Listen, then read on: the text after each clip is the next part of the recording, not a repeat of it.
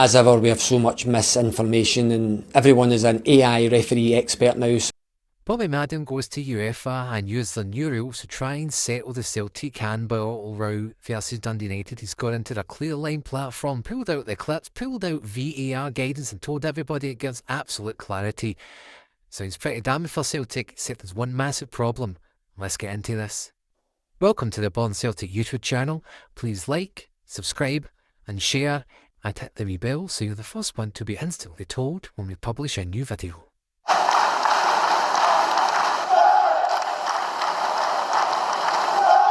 Bobby Madden's argument for Celtic's handball against Dundee United collapses when you put it against IFAB and UEFA's own guidelines that he actually uses in this video. Here we go. A much discussed decision at Tannadice yesterday where Celtic's second goal was allowed following contact on the arm of a teammate of the goal scorer. Contact on the arm, that's Madden's own description of the incident, and there's no denying that the ball hit Kasparov's arm. We've all got eyes, we've all seen it. But a football touching somebody's arm doesn't automatically mean handball, and that's where Madden needs to start. What was Høgh Kasparov actually doing when the ball hit him? Was that arm movement simply part from trying to play the ball? Because if the contact isn't an offence, there's nothing for VAR to come charging in and punish. But Madden doesn't start there. He goes straight to UEFA, and that's his first mistake.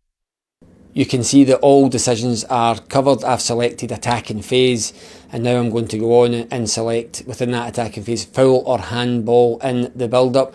You can see here they talk about the criteria. It says that any handball that is missed in the build-up should be identified by VAR and the goal disallowed, and then in rationale it says the same: a goal where there's been a handball cannot stand in.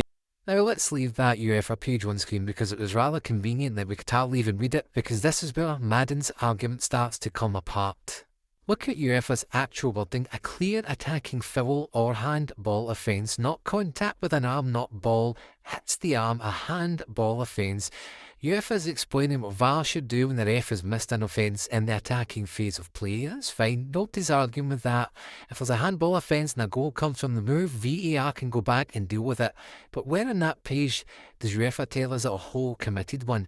It doesn't, and this is where we need IFAB, because IFAB rates the actual laws of the game. There you go. So could it be any clearer? Not every touch of a player's hand or arm with the ball was an offence, and directly underneath that, IFAB tells referees what they're actually judging. Was it deliberate? Did the arm make the body unnaturally bigger?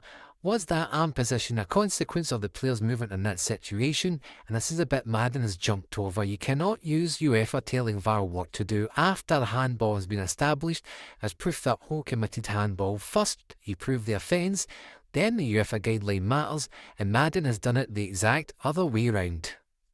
Use this clip 6, the match between Switzerland and Spain.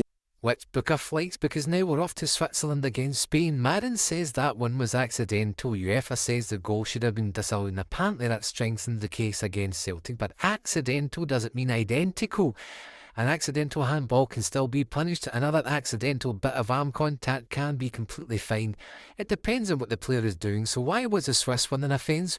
Was the arm somewhere different? Was it a different movement? That's a comparison Madden has to make. You can't just say that one was accidental as well. So what? Shows why it was the same as Høgh. Otherwise we're just watching another handball from another football match, and that proves nothing about Celtic. They also talk about a game in matchday 6 between Inter Milan and Liverpool in the Champions League last season, where this accidental contact where a teammate headers the ball onto the arm before it goes to another teammate and the goal is scored.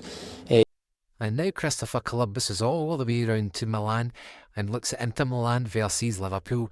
Madden can keep adding the clips until we're here all night. It doesn't make the argument any stronger if the incidents aren't the same. You could show me 10 tackles where players make contact.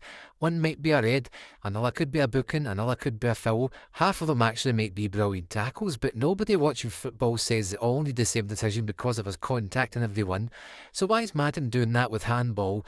If Madden wants this into a clip to tell us something about Celtic, show us why the actual arm movement is comparable. Otherwise, it's just another football hitting somebody's arm, and we already know those that exist.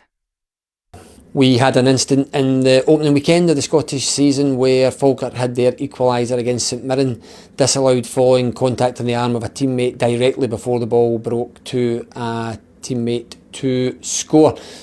mixed up for Madden's Fall Cup, but Willie Collum already explained why the Celtic incident was treated differently. He didn't say Høgh committed a handball and Celtic somehow got away with it because somebody else scored. The judgment was that Høgh's arm moved the way it did as a consequence of him being fouled or being pushed, so it wasn't punished. And this is where the second IFAB screenshot is absolutely brutal for Madden's argument. And look at this, this is IFAB themselves. So the ball touches an attacking player's hand or arm, his teammate immediately gets it and scores. What do IFAB say? Accidental handball by a teammate of the scorer is not a handball offence. There it is. Not automatically disallowed, not the ball hits the arm so the goal has to go. It only becomes offence if it was deliberate or the arm made the body unnaturally bigger, which takes us straight back to the bit where Madden keeps avoiding. What was Høgh actually doing with his arm? That's a decision Collum's already explained, so Madden can show us Fall Cup Switzerland and Inter all he likes unless he proves Høgh's actions meets those handball criteria. Not one of them proves Celtic's goal should have been disallowed. So it's not the first time it's happened. I think people's challenge is understanding why you have 4 incidents here where VAR has only intervened on 3 occasions.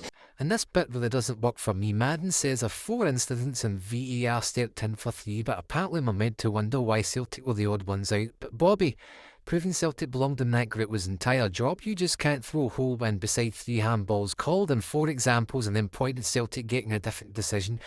Maybe Celtic got a different decision because it was different. That's what Collum has already told us. And IFAB has just shown you why a teammate scoring after an accidental handball does not automatically make it an offence.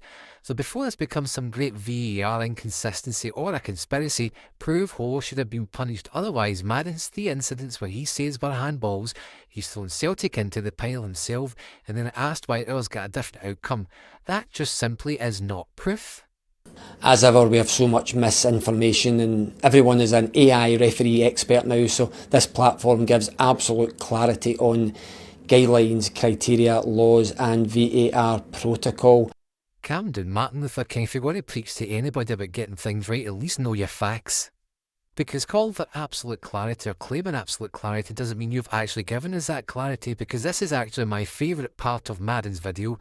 Because UEFA might as well have given us absolute clarity. It's Madden's argument that hasn't. UEFA says handball offence.